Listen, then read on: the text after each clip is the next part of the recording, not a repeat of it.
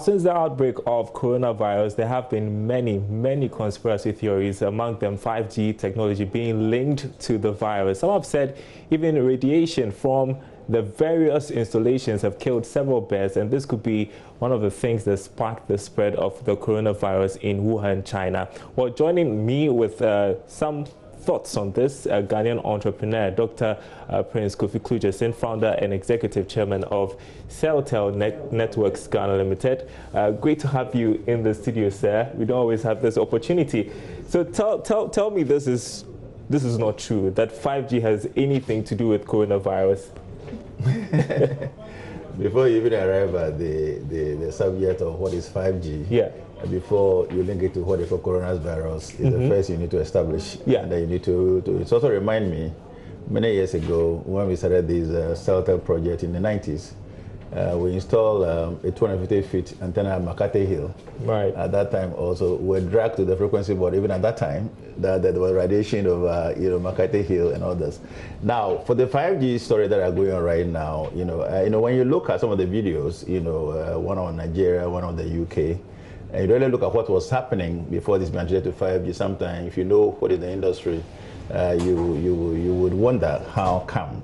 Because in the Nigerian one, for instance, they were laying fiber on the road. See, there's nobody on the streets. This is the time to quickly put the fiber on the roads, to be able to, do whatever they want to do.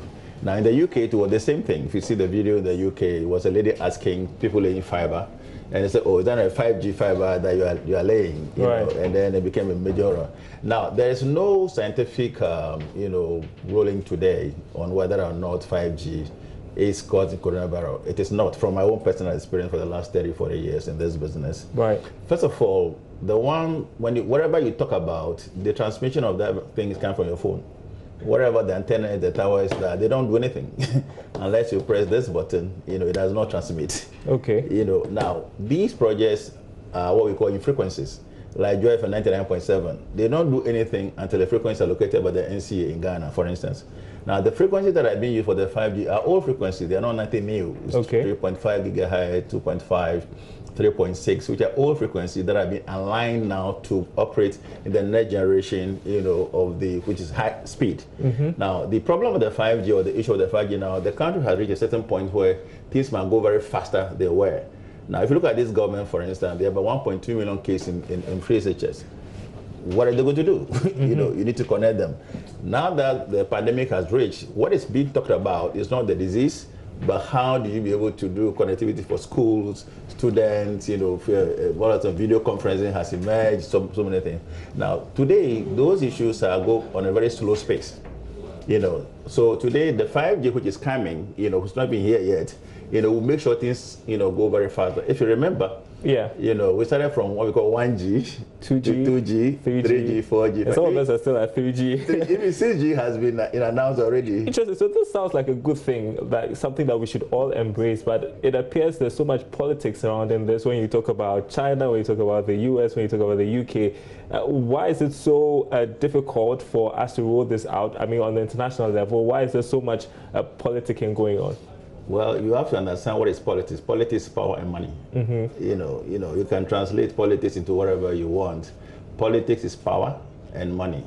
Now, when you look at this whole thing started from the US, Donald Trump fighting China over the possession of the 5G. Now, many years ago, the intellectual property rights of all the telcos, computers, rest with the US, in the Silicon Valley, boys or teams. Now, the equipment, the machines, the hardware come from China. That's where they are produced. But in telecoms, it's not machines. Telecom rests in a legal environment called intellectual property rights, like right. Joy FM. All that you are doing here is not Joy FM. It is 99.7. And the 9.7 must be licensed, must be regulated by national security and then NCA. So that's the environment which you are operating. You are operating in a legal environment, not the machine environment and the people environment. When that is done before the people come. So the 5G is the same thing. Now, another problem you have to know, in telecoms, you don't operate telecom from AC or power. It's from DC. All telecom operate on batteries. It's a DC. So you don't transmit anything from power or electric shock or whatever anybody gets. it's all from a DC operation. So the issues about 5G, it's a new thing, and all of a sudden coronavirus, nobody can see where it's coming from. Okay. But coronavirus has been there for many years, except that today that the kind of virus. So why would anybody want to link coronavirus with 5G? I mean, to what end, really?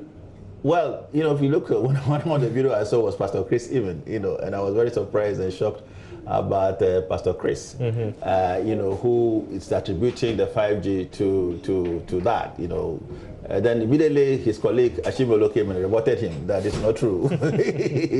So you're in an environment where knowledge is power. You see, look, all these 5Gs, one of the major things I'm very happy in this going on right now is that, look, even though it's a pandemic, but my goal, my future is that where are we going to be in Ghana? Because all these issues, when I came here today, so all of you are very young here. You can call it joy from all you want, but the knowledge base here is the young people. This is where the ideas come from. We, the presiding, the entrepreneurs, we use the ideas to make money, to create business and create other opportunities. So I believe that we should start looking more on those opportunities than all the negatives. Because we're going to dwell more on the negative, the time will come and bypass us once again. Talk about looking forward to the opportunities. So how do you think things will play out in the near future as we try to roll out this 5G technology? Oh, it's a very big opportunity for the world, for Ghana right now, because see, the 5G technology all of a sudden has taken the traffic off the road. You see, one of the major problems about Ghana traffic is that most of the Ghanaians, all of you, do not have internet at home, you don't have computer at home. You wake up at 4 a.m., 5 a.m. to jump in your car, to run to your office, to turn the computer on, you start to work. Now, today everybody's at home doing virtual video conferences or whatever it is. So the 5G or whatever you call it, government must quickly get back to the people's governance other than other governances. I remember when this conversation came up, people were wondering if we had the infrastructure to support the 5G technology, saying that we are struggling with 3G and 4G. Your thoughts? Okay, we, for instance, we are rolling a very major network. We'll be talking about it very soon. By June, we're rolling a very huge network that will be people-centered. In going to every district in Ghana, we have a municipality, have what we call a smart city technology. We are using all the hybrid, satellite, fiber. One of the major problems in Ghana is that we don't have infrastructure. That's very true. C-squared only have fiber in Accra and Kumasi, but anywhere else, is tough. So the 3G, if some place in Ghana, 2G are still working before you go to 3G and the 4G. Now the 4G license that have been used were very expensive. Nobody could roll out a major network. So now there's something called IoT, which is getting the gateway of 5G, which is one of the major things that Celta is about rolling. One of the things everybody needs in the house is to have internet and Wi-Fi. It doesn't matter who you are. And the pricing must be very affordable. One of the major provisions in Ghana also is that the World Bank has said that the cost of internet is very expensive in Ghana, and truly it's very expensive. Right. So something had to happen for it to come down so everybody can be connected.